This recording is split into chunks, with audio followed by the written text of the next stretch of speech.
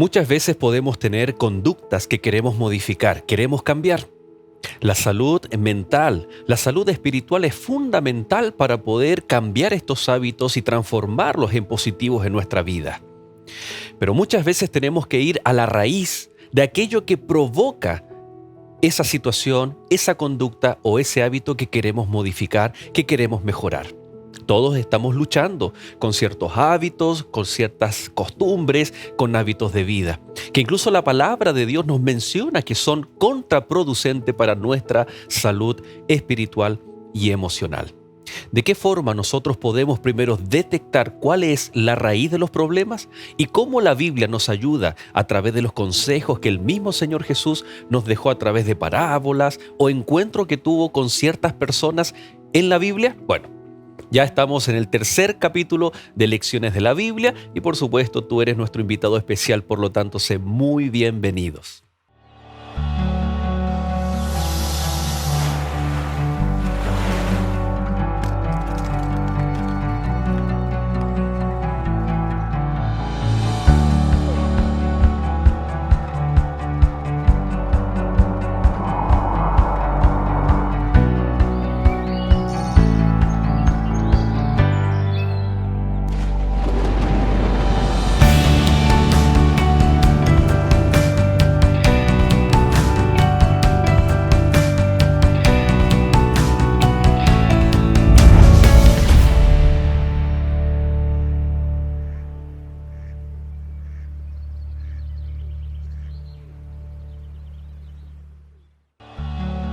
Esta semana, las raíces del descontento. Porque donde hay celos y contención, allí hay perturbación y toda obra perversa. Santiago, capítulo 3, versículo 16.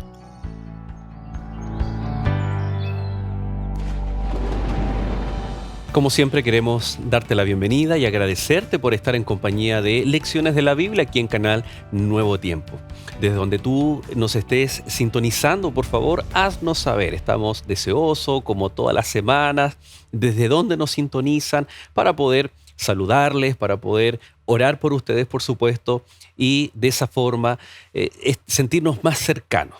En el capítulo anterior estuvimos invitándote a que busques aquellos cultos online, especialmente en día sábado o en aquellas iglesias que ya están abriendo sus puertas con todos los resguardos y medidas sanitarias, que también te puedes acercar a una iglesia adventista. Debemos nutrir nuestras emociones, debemos fortalecer nuestros relacionamientos ahora que de alguna forma esta situación mundial nos ha permitido o nos ha provocado la necesidad de volver a reconectarnos los unos con los otros. Así que desde aquí, desde Lecciones de la Biblia, te damos la bienvenida y gracias nuevamente por estar en compañía. Gracias también, Violet, por acompañarnos un capítulo más. Creo que ha sido muy bueno los capítulos anteriores y le decimos a los amigos, es mejor que se hubiese perdido el anterior, pero no este no se puede perder, ¿o no? Ninguno. No te puedes perder absolutamente ninguno porque todos van construyendo hacia el descanso, que es nuestro tema central. Así es. Cuéntanos un poquito de ti, Violet,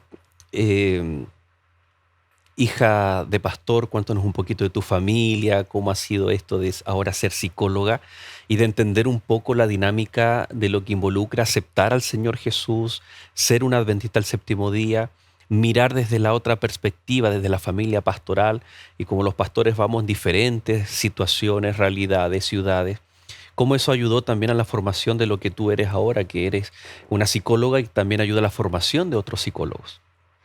Uy, qué pregunta más compleja y difícil. Voy a intentar responder todo lo que me preguntas. Una de las cosas más difíciles de ser hija de pastor, creería yo, es lindo, pero también hay cosas difíciles, es salir de la vitrina.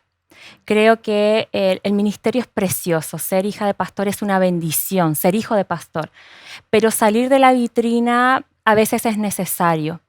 No estar tan expuestos, y por eso siempre cuando hablo con las iglesias, hablo con la hermandad, hablo con los amigos, con las amigas, hablo desde el proceso de empatizar con el otro. Muchas veces juzgamos, muchas veces criticamos el hijo de pastor, ¿no? Decimos a veces. creo que es un momento de poder cambiar el chip, cambiar los anteojos, la perspectiva, de sintonizar como seres humanos, que nos equivocamos, que caemos, que fallamos, pero desde ahí nos levantamos, ¿no es cierto? Y maduramos y crecemos. He vivido por todo Chile desde, tengo hermosos recuerdos del norte, lo pasé fantástico, Antofagasta, Arica, Iquique, lo pasé muy lindo en el norte 7 años. También estuvimos en Quilpué, donde conocí al pastor Joel. También estuve estudiando en Argentina y ahora estamos acá en la formación de nuevos psicólogos. Si tuviera que resumir un poco cómo esto conversa la psicología con la espiritualidad y la religiosidad, creo que va todo junto. La transformación de los seres humanos, que es lo que vamos a ver hoy día en la lección, tiene que ver con renunciar al yo, renunciar a mis impulsos y aprender a depender de Cristo de una forma saludable, de una forma equilibrada y todos los días buscar la excelencia, nunca la perfección, pero siempre la excelencia caminando con Cristo. Bueno, y es así como el motivo de oración en este capítulo va a ser el siguiente.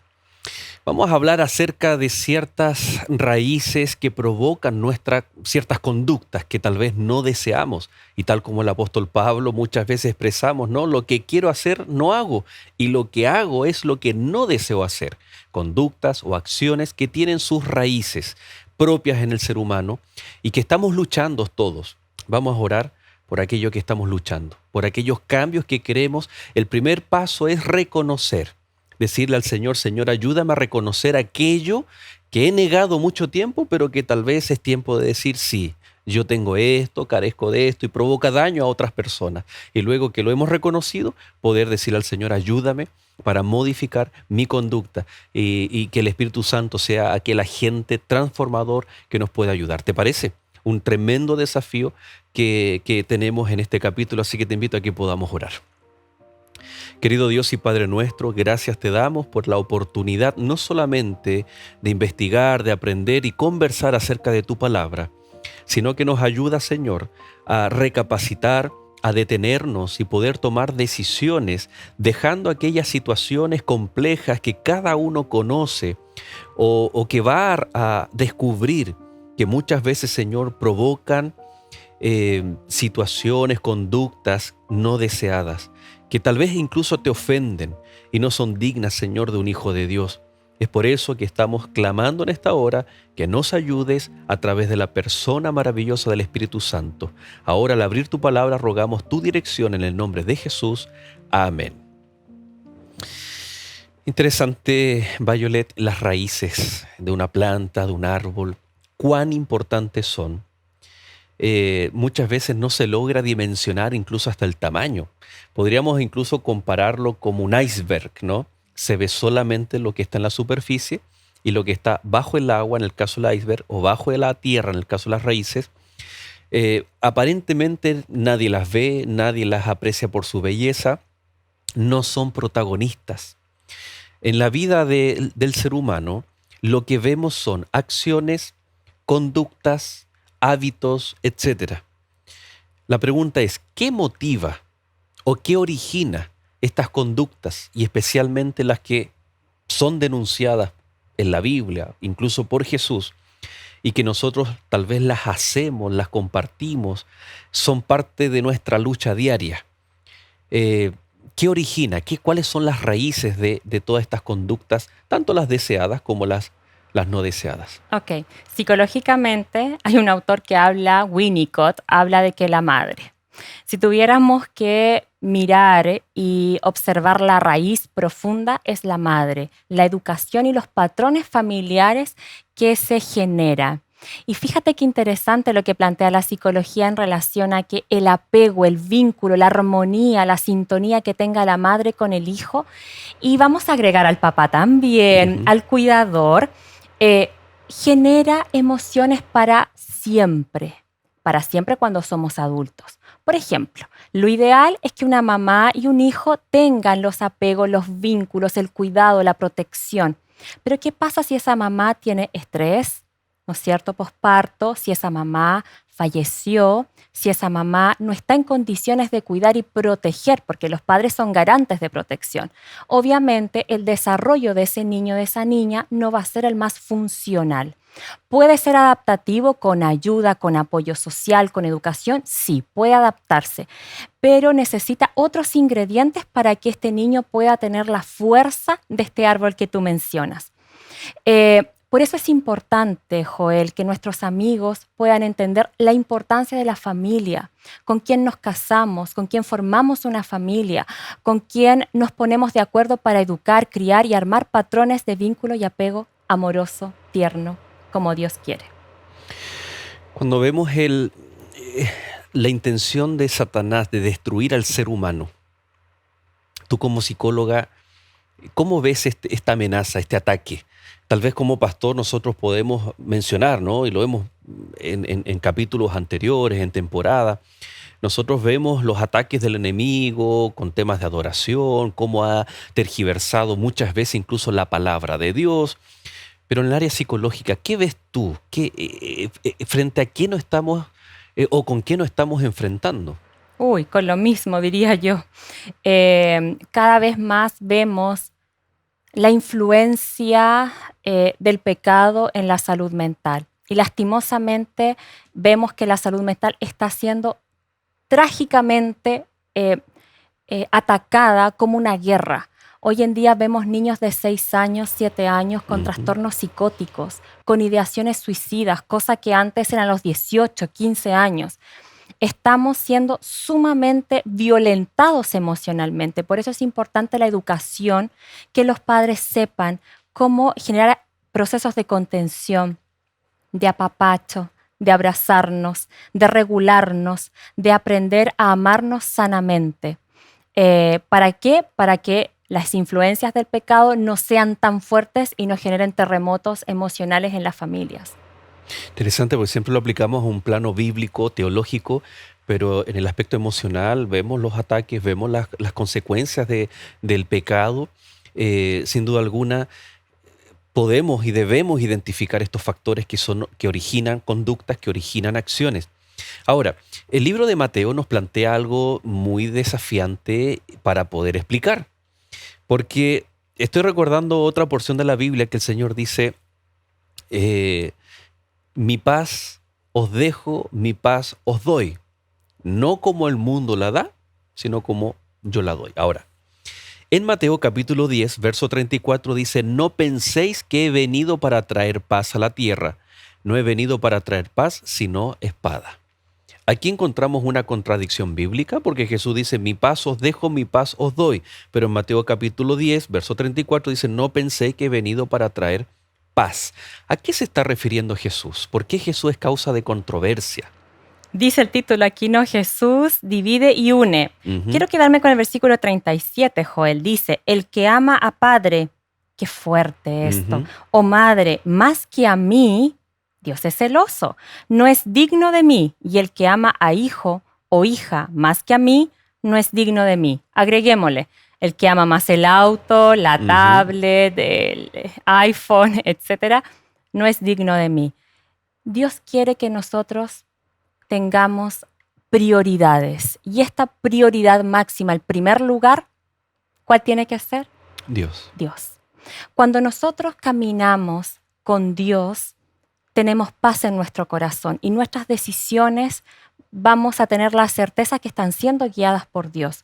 Cuando nosotros estamos intranquilos, cuando tomamos una decisión y no estamos con certezas, cuando no tenemos higiene del sueño y pasamos en insomnio, dormimos mal, no recuperamos, todo nuestro emoción, pensamiento, conducta, toda nuestra psique se ve, obviamente, conflictuada durante el día. Cuando caminamos con Dios es todo lo contrario, tenemos paz, serenidad, y ahí vemos todos los frutos del Espíritu, ¿no? Dios, Jesús dice, ¿no es cierto?, es causa de división, porque es controversial. Y Él te pone contra la espada y la pared, tienes que tomar decisiones. Fíjate que la clave también está en el verso 38, dice, y el que no toma su cruz y sigue en pos de mí no es digno de mí. La palabra clave para mí en este texto es seguir. Ese es el contexto, ¿no? Jesús está diciendo, hablando a las personas que querían seguirlo, pero a medias o poniendo otras cosas por prioridad que no sea el seguir a Jesús. Entonces el Señor está diciendo que es causa de controversia cuando, y qué controversia emocional, cuando tal vez acepto a Cristo Jesús, pero mi padre, mi madre o mis seres queridos están en contra de la decisión que he tomado. Tal vez muchos de nuestros amigos que nos ven están en esa situación. Y emocionalmente tal vez es desgastante, porque tú quieres tal vez entrar en comunión en el Señor, un día sábado, estás haciendo tu culto en la semana, y con intención o sin intención, alguien viene, prende el televisor, pone un partido de fútbol o la radio con música que no es la música que edifica Los vecinos. los vecinos. Entonces es una lucha constante. Ujú. Eso desgasta emocionalmente. ¿Cómo afecta el tomar una decisión por Cristo? Nos trae gozo, sin duda alguna, pero Amén.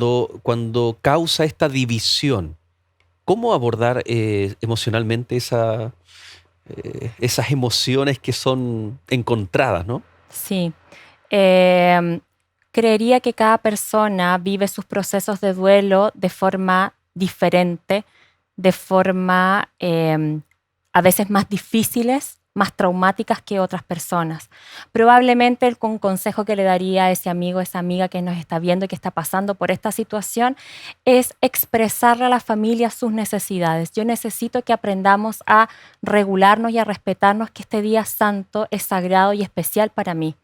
Probablemente en alguna primera instancia no va a llegar a un acuerdo saludable, pero poco a poco, cuando la familia vea que él realmente o ella realmente vive un caminar con Cristo, eso se va a ir transformando. En psicología se llama sistemas. Cuando una persona del sistema se transforma, el resto se va acoplando, se va acomodando cuando es una familia funcional. De lo contrario, ¿qué va a pasar? Este chico se va a refugiar en la iglesia, va a salir de su casa y la familia va a perder esta posibilidad de compartir con su hijo, porque el hijo va a privilegiar, ¿qué cosa? La iglesia, estar en los grupos de trabajo, ayuda, etc.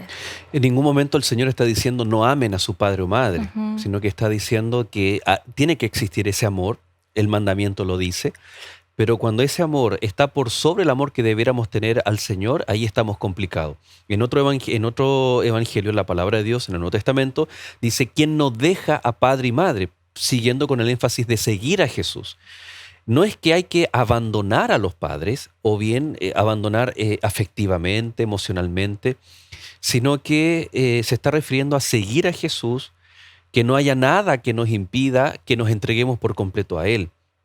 Eh, ¿Cuánta controversia muchas veces nosotros vemos en lo que estamos conversando en el mundo cristiano por, por tomar la decisión de seguir a Jesús, pero también por la poca habilidad, no sé si la palabra correcta es habilidad, que tenemos los cristianos para lidiar también con aquellos seres queridos, especialmente, que aún no han tomado la decisión por Cristo, y al final nos transformamos en todo lo contrario de un mensaje positivo y testimonio del Evangelio para ellos. Al final el Evangelio es gravoso, es como el que nos robó a nuestro ser querido, etcétera. Debemos tener también esas habilidades sociales para cuando aceptamos y ponemos al Señor como prioridad para reflejar y también transmitir algo positivo para los que quedan en nuestra familia que aún no ha aceptado al Señor. Sí, totalmente, porque cuando tú ves a alguien que tiene serenidad, que tiene paz, tú quieres saber qué es lo que come, qué es lo que hace, qué es lo que hizo, que se ve diferente, se nota, se refleja.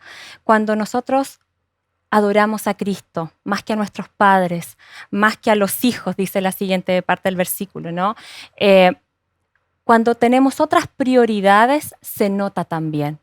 Entonces, si tuviera que ayudar o asesorar a alguna persona que esté pasando esta tribulación, probablemente sería eso, que los demás vean en ti el carácter de Cristo, el amor de Cristo, para que los demás quieran contagiarse, quieran saber quién es este Dios maravilloso que transformó tu vida. Ahí está la palabra clave, ¿no? Una transformación, un cambio, y se ve reflejado por acciones y conductas. Y ese es un proceso. Puede ser instantáneo, claro, con el poder del Espíritu Santo, pero por lo general es un proceso también.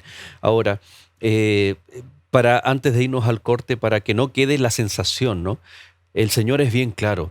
Él dice que hay que amar a los padres, hay que respetarlos, No significa, chao papá, mamá, me voy a la iglesia. Hijo, pero ¿cómo si? No, no, no estoy ni ahí, como decimos, bueno, dicen los jóvenes, ¿no? Que decimos los jóvenes, como ellos dicen, no es faltar al respeto. No, yo por ir a la iglesia, entonces yo voy a faltar el respeto a mis padres. No, tiene que, lo que tú bien decías, cuando Cristo es la prioridad, entonces todo lo demás viene en un orden de amor, de respeto, porque algo importante es el testimonio que debe quedar también para aquella familia. Eh, no obstante, estábamos hablando de que la conducta en el fondo es el testimonio que va a hablarles a las personas de aquel Dios que nosotros hemos aceptado y que queremos sin duda alguna que ellos también acepten. ¿De qué forma en estos procesos, en nuestra vida diaria, podemos lograr el cambio de actitud, cambios de acciones y especialmente nuestra conducta? Vamos a hacer un alto y al regreso vamos entonces a seguir desarrollando esta idea.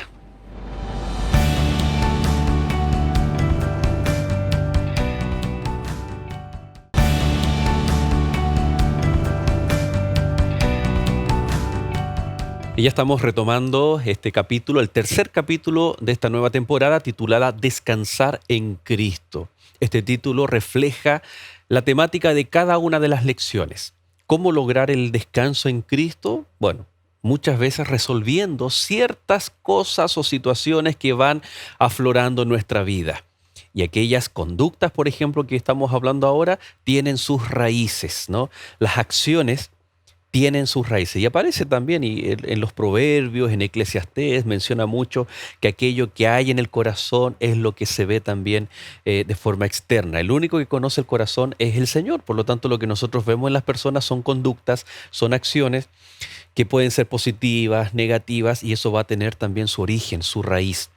El Señor apunta, y vamos en este bloque, Violet, a hacer una gama de conductas que el Señor quiso explicar, quiso mostrar cuál es su peligrosidad para la vida del cristiano. En Lucas capítulo 12, del verso 13 en adelante, habla acerca del egoísmo.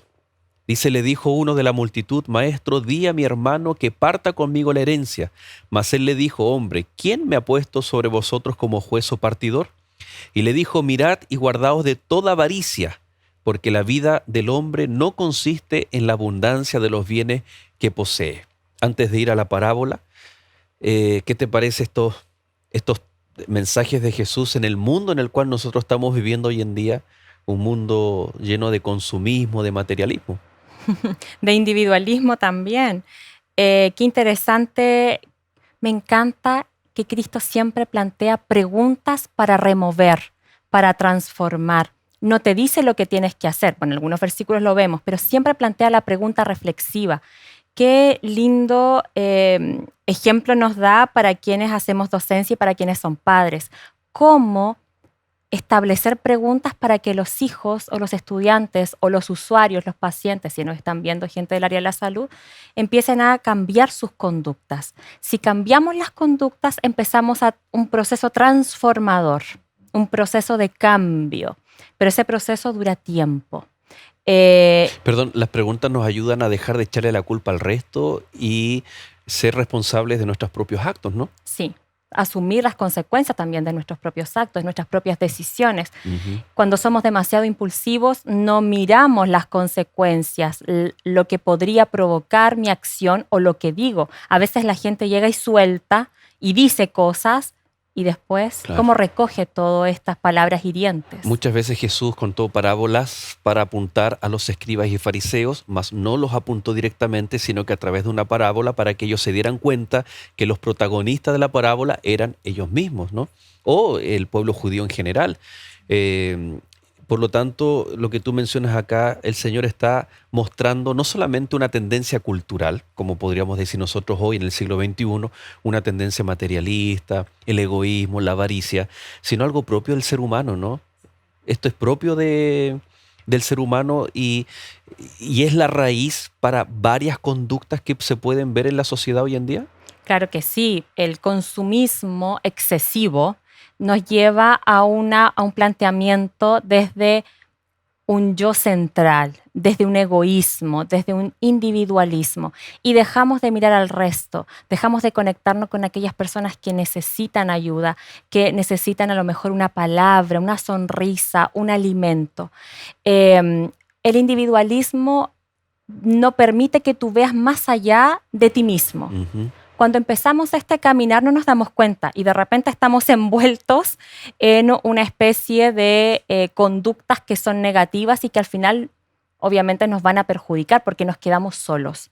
Cuando solo pensamos en nosotros primero, nosotros segundo, nosotros terceros, dejamos de mirar a otros y dejamos de ser lo suficientemente cristianos, espirituales, que Cristo nos demostró, ¿no es cierto?, de entregarnos a los demás, correr la otra milla. Y hoy en día vemos movimientos sociales que probablemente provocan todo lo contrario, lo que plantea la Biblia, ¿no? Mirémonos a nosotros primero, nosotros segundo, nosotros por tercera oportunidad. Está muy de moda esto de reclamar los derechos que tienen los trabajadores, los estudiantes, las familias, etcétera. Y vamos a ver que parte fundamental es negarnos a nosotros mismos. Y esto culturalmente está absolutamente en contra de todo lo que está como tendencia. El negarnos a nosotros mismos nos permite, creo que es el punto de inicio para reconocer y entramos en un proceso para el cambio de conducta, para ser transformados, para ser cambiados. El Señor cuenta una parábola de una forma pedagógica, de una forma... A nadie le gusta que lo apunten y le digan que está mal, que es una persona codiciosa, egoísta. El mensaje no entraría, el mensaje de esperanza, con una denuncia de tal calibre. Y el Señor, a pesar de que lo hizo abiertamente, y lo vamos a ver más adelante, sino que lo hace a través de una parábola, Sí. para que alguien pueda decir, wow, esa persona soy yo. O sea, en el área de psicología, Violet, ¿cómo lograr que una persona reconozca su propia situación? Cuando tal vez le dice, estoy pensando en una adicción, y te va a decir, no, doctora, yo lo dejo cuando quiero. Mm. Yo Consumo socialmente, dicen no los estoy jóvenes. enfermo, ¿no? Lo mío no es una enfermedad, no piense que es una enfermedad. ¿Cuál es el primer punto para que una persona pueda reconocer? Una cosa es el motivo por el cual él consulta o ella consulta y otra cosa es lo que nosotros leemos, el motivo latente, ¿no? Está el manifiesto y está el motivo latente. Muchas veces nos sucede a los psicólogos que las personas vienen por un motivo, pero la real causa, la raíz que tú mencionabas en el primer bloque es otro.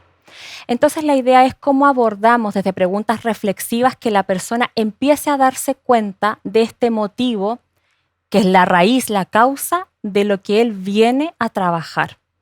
No le decimos enseguida el problema es tu relación con la madre. Podríamos decirlo, pero no es ético. ¿Cómo crees tú que afecta esto? ¿Desde cuándo comenzó? ¿Desde cuándo que te sientes así? ¿Cómo esto afecta tu funcionalidad en la vida? Hacemos preguntas para que la persona empiece a abrir los ojos. Es el método de Cristo. Intentamos hacer el método de Cristo, Interesante. ¿no?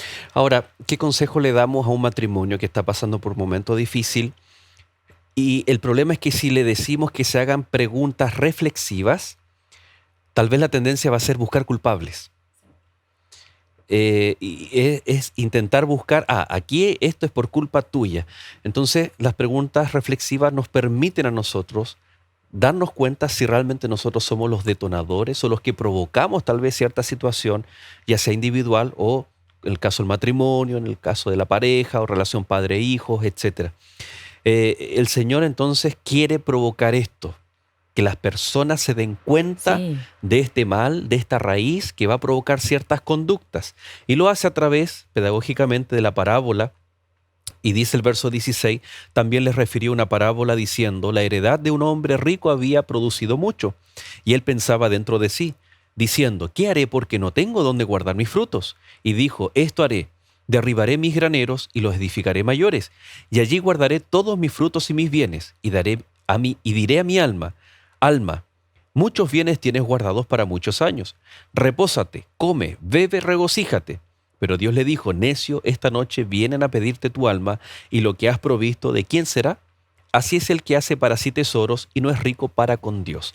La primera pregunta, Violet, es, ¿hay algún problema en que a una persona le vaya bien, produzca mucho, los guarde y se siente y decir, voy a disfrutar lo que yo he hecho? Mi ¿Hay, sacrificio. hay un problema en el mundo cristiano con la prosperidad?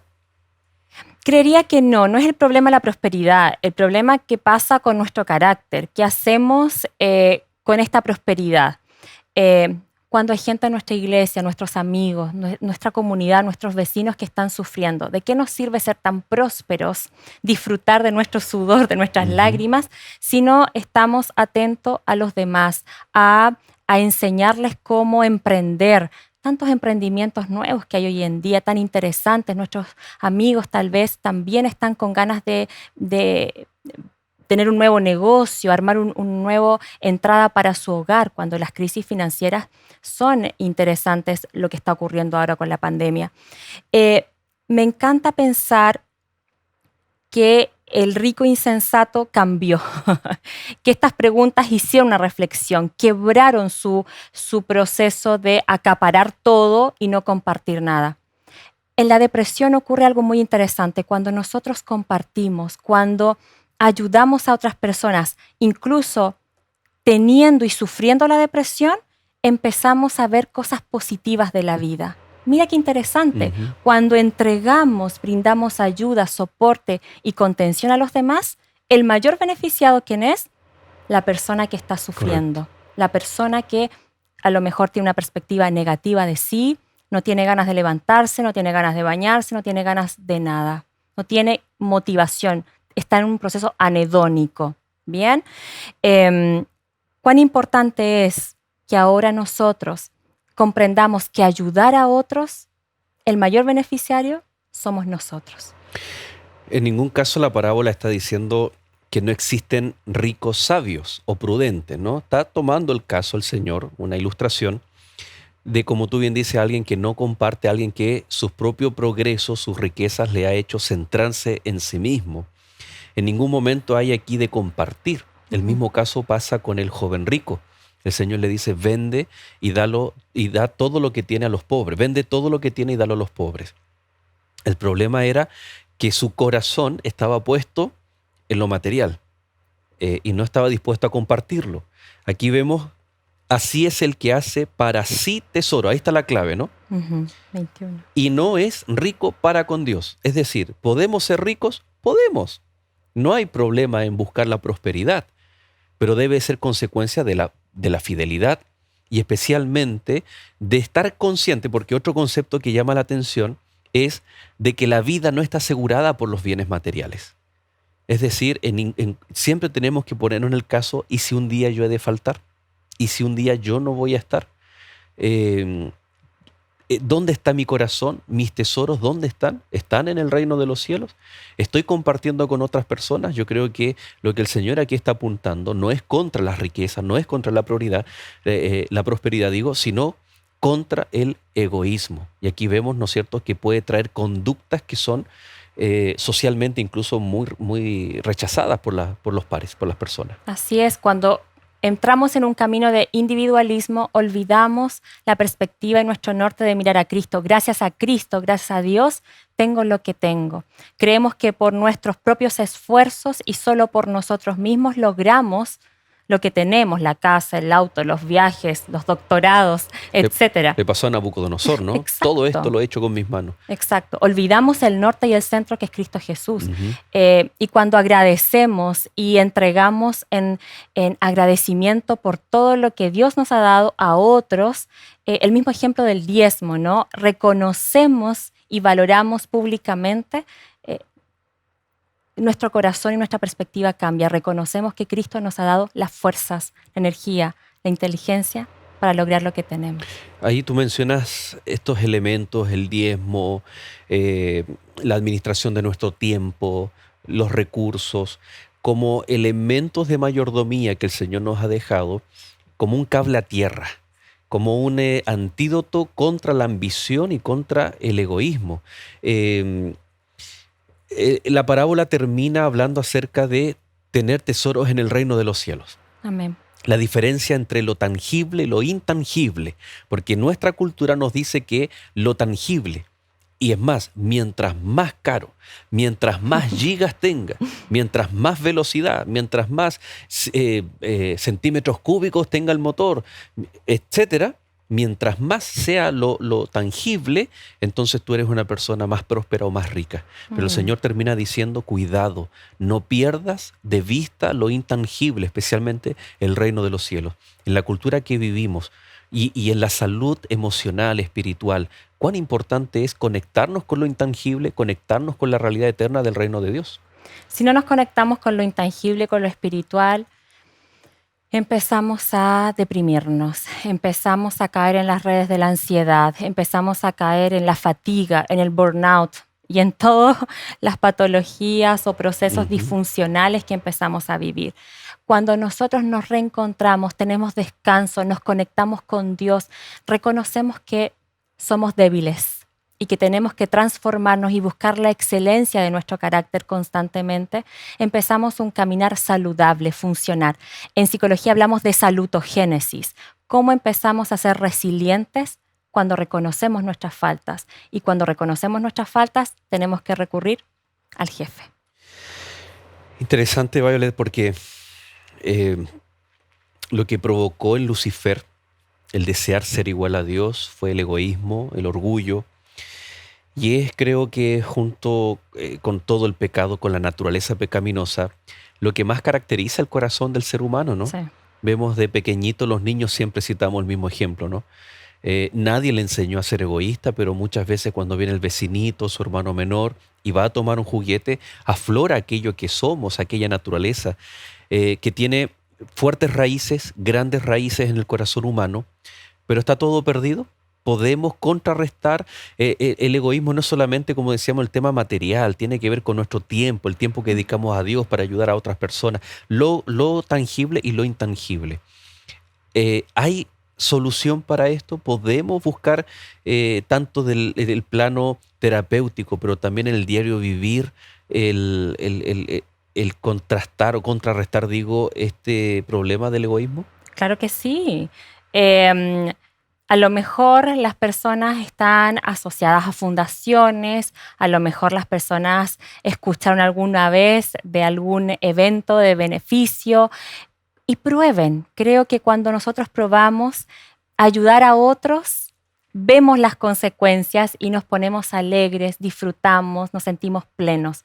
Cuando vemos muchas veces la tristeza, la vulnerabilidad, el dolor del otro y podemos ayudar con un granito de arena, tal vez con alimentos, con un abrazo. Ahora con pandemia nos tocamos los codos, nos tocamos los puños, pero armamos estrategias para ayudar a otras personas, vamos a probar y vamos a experimentar el beneficio de esto. Y cuando lo vivimos, recién entendemos lo que Dios quiso decirle al joven insensato en Lucas 12, ¿no es cierto? Cuando vivimos y experimentamos la gratitud encauzada en una conducta de devolución y ayuda a los demás, empezamos una transformación interna. Conducta, consecuencia de esto, ¿no? Porque muchos ayudan a otros, pero para cumplir o para callar tal vez una conciencia o algo por el estilo.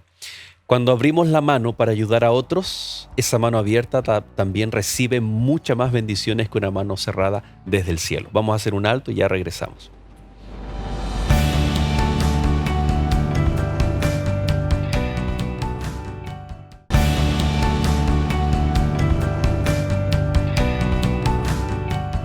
Hola mis queridos amigos y amigas. En muchas ocasiones necesitamos pruebas para creer, elementos que podamos ver o tocar. La Biblia nos pide fe para creer, pero también contiene muchas evidencias en las profecías.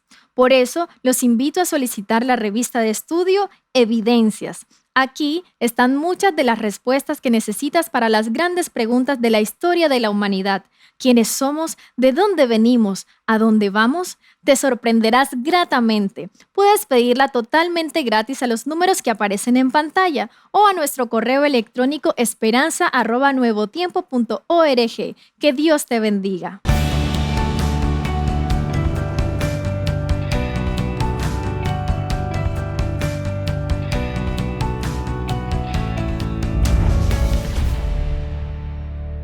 Ya estamos de regreso. Muchas gracias nuevamente, queridos amigos. Recordarles que si tú te estás recién integrando a la compañía de Lecciones de la Biblia, no te preocupes. Si estás desde la televisión Nuevo Tiempo, puedes entrar a nuestro canal de YouTube.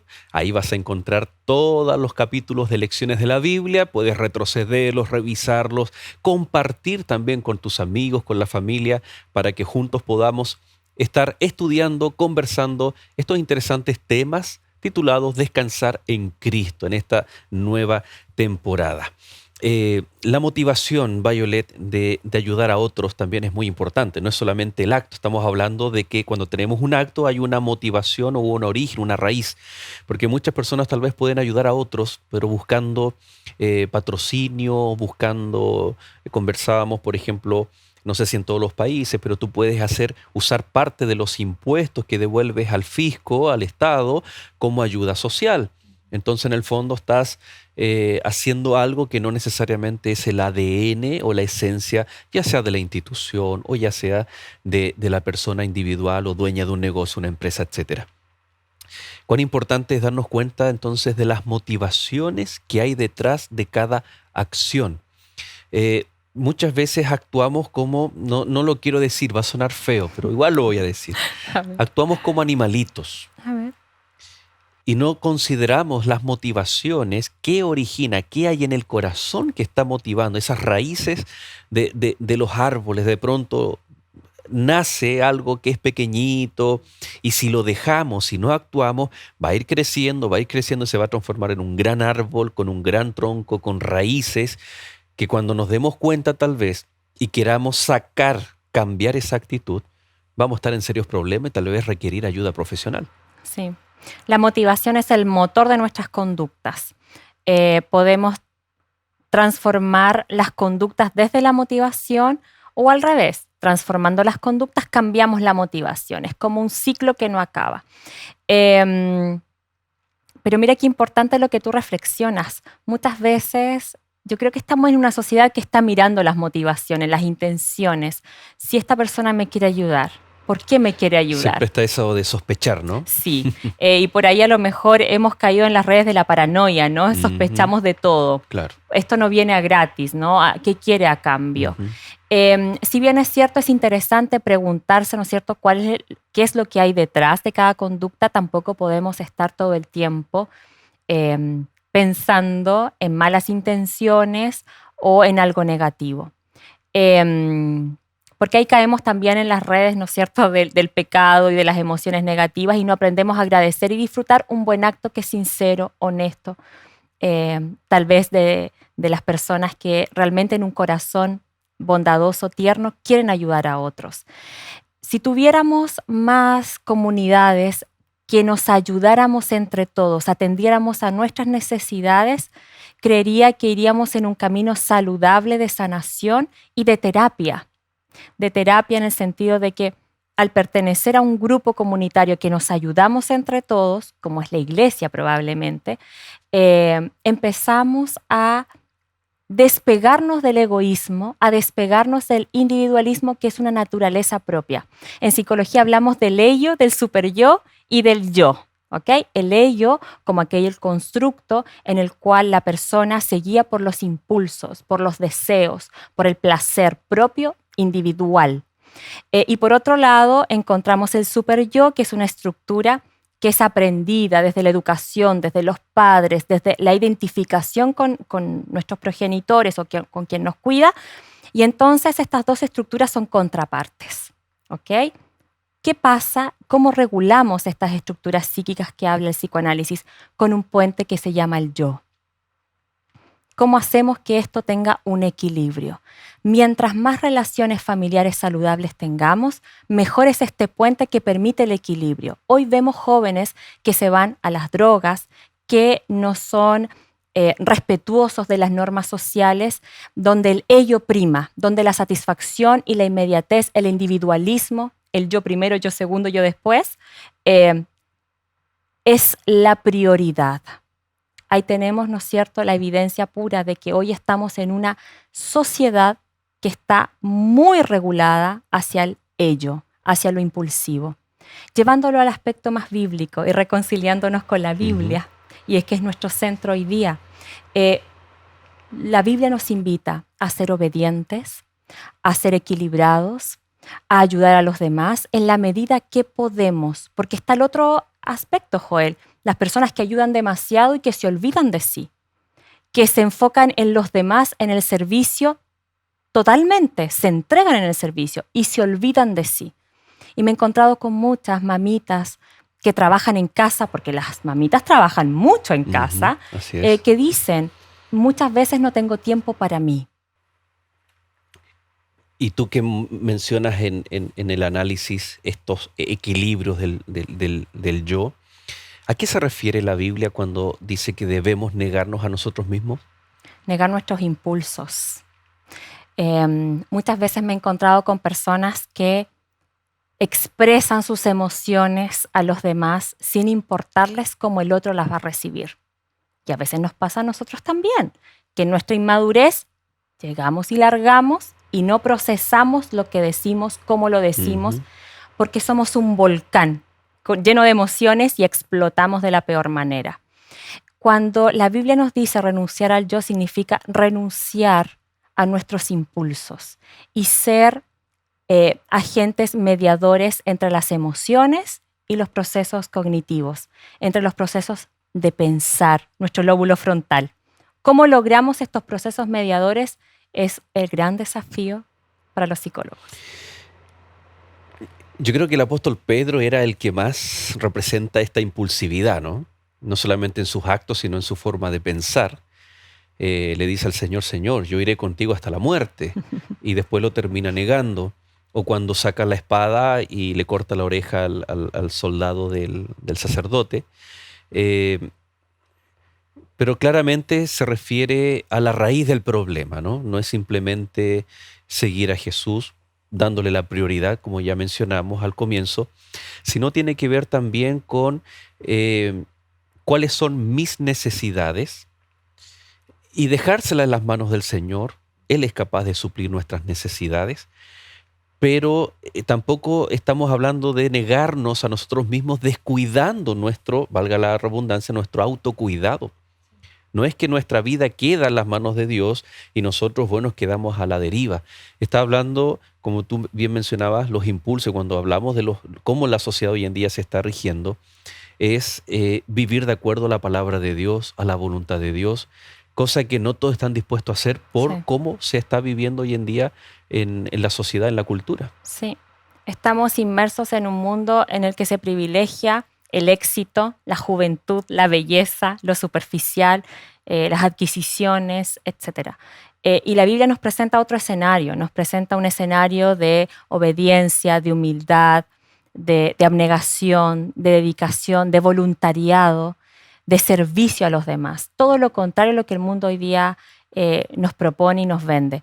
Pero fíjate que cuando tú conversas con las personas se dan cuenta que esa vida individualista de éxito son vidas vacías, son vidas que necesitan algo más, están buscando algo más. Y ese algo más tiene que ver con lo espiritual. Así es. Lo material es interesante, como el enemigo, tú te compras algo tecnológico, lo último, y al par de meses ya no es lo último. Ya ahora le aplican un descuento en el valor y tú dices, pero yo pagué cierta cantidad y ahora vale esto, se ha depreciado. Y psicológicamente la persona después vuelve. De hecho, hay ciertas, aquí en Chile nosotros tenemos las compras inteligentes, que en el fondo estás arrendando y siempre pagando para tener lo último. Volviendo a las conductas, Violet, que son lo que se ve a flor de piel, y que hemos conversado de que el Señor también opera a nivel de las raíces, como tú mencionabas, la motivación, pero también en la conducta. Creo que no hay peor cosa, y Jesús lo manifestó, y fue directo, no fue con parábolas, no fue con ilustraciones, fue directo. Por ejemplo, personas que dicen una cosa y hacen otra. Personas que todo lo que hacen es para ser vistos y elogiados por otros. Personas que aman el primer lugar, no el segundo. Estar siempre en los primeros lugares. Y personas que como resultado le cierran las puertas a otros, al conocimiento de Dios o al reino de los cielos. Me refiero a los fariseos, los escribas que aparecen en la Biblia y que Jesús los enfrentó en Mateo, por ejemplo, capítulo 23, diciéndoles repetidas veces, ay de vosotros, escribas y fariseos hipócritas. ¿Cómo, hablando de la conducta, la hipocresía es perjudicial para la persona, para su entorno y para el evangelio también? Es la disonancia cognitiva que hablábamos en bloques anteriores, donde la persona piensa una cosa, siente otra y actúa de una manera diferente. Y eso se nota, se observa, se siente. Creo que estamos en un mundo en el cual hay mucha hipocresía, pero también creo que las nuevas orientaciones, las nuevas generaciones vienen con un chip diferente, vienen con pensamientos e ideas de ser honestos con lo que sentimos y con lo que pensamos. Y la Biblia nos plantea qué debemos hacer con aquellas situaciones en las cuales no estamos caminando en el camino correcto. ¿Okay? Vete y no peques más, dice perfectamente, ¿no es cierto?, la palabra, y varias veces tenemos muchos ejemplos y muchas parábolas, muchas historias al respecto. ¿Cómo hacemos con aquellas personas? El hipócrita también tiene esperanza de transformación. Pero esa transformación tiene que ser genuina, real, un caminar constante. Si tú le dices al hipócrita, oye, la verdad que tú estás equivocado y lo enfrentas, probablemente vas a generar resistencia. Claro. Yo creo que la mejor alternativa es con amor, con ternura, con dedicación, mostrarle el camino correcto con el cual guiarse, que los pensamientos y las emociones son válidas, pero hay que drenarlas para que puedan ser positivas. Violet, hemos llegado al final de este capítulo y yo creo que es fácil mirar la paja en el ojo ajeno y no mirar la viga que tenemos en nuestro ojo. Sí. Sin duda alguna que aquí el factor Espíritu Santo, la persona del Espíritu Santo es fundamental, que opera desde las motivaciones o las raíces, el origen de nuestras conductas, hasta las conductas u hábitos propiamente tal. Para aquellos que estamos luchando con cambios de hábitos, cambios de conducta, que como el apóstol Pablo nos sentimos miserables, lo que queremos hacer no hacemos y lo que no queremos hacer hacemos. ¿Será que el Señor tiene una invitación para nosotros en esta hora, para nuestros amigos especialmente? Claro que sí. Prochaska nos habla de las fases de la transformación, pero en esta oportunidad quiero invitarte a que busques en la Biblia que está 24/7 Dios dispuesto a ayudarnos a transformarnos, a buscar la excelencia, a buscar los buenos hábitos, a buscar a que nosotros podamos transformar tal vez nuestro carácter rebelde, desobediente, tal vez esta disonancia entre lo que pensamos y lo que sentimos. Que Dios permita que tú puedas hoy en día darte cuenta de aquellos procesos que tenemos que cambiar y transformar para que tu familia, para que tu bienestar, para que tu salud mental y emocional pueda ser de calidad. Les invito a orar. Padre Celestial, te entregamos nuestros procesos, nuestros miedos, nuestros temores, nuestros pensamientos en tus brazos de amor. Permite que al meditar en tu palabra podamos buscar la transformación que solo puede provenir de lo alto del Espíritu Santo. Te pedimos que en esta nueva semana que comenzaremos, tú estés guiando cada una de nuestras decisiones para la vida eterna. En tus manos te entregamos todo. Por Jesús, amén. Amén. Muchas gracias, Violet. Que el Señor te bendiga. Nos vemos en el siguiente capítulo. Así es. Y por supuesto a cada uno de ustedes, queridos amigos, gracias por haber estado en compañía de Lecciones de la Biblia. Y siempre la invitación es a seguir en compañía de Nuevo Tiempo, Canal de Esperanza.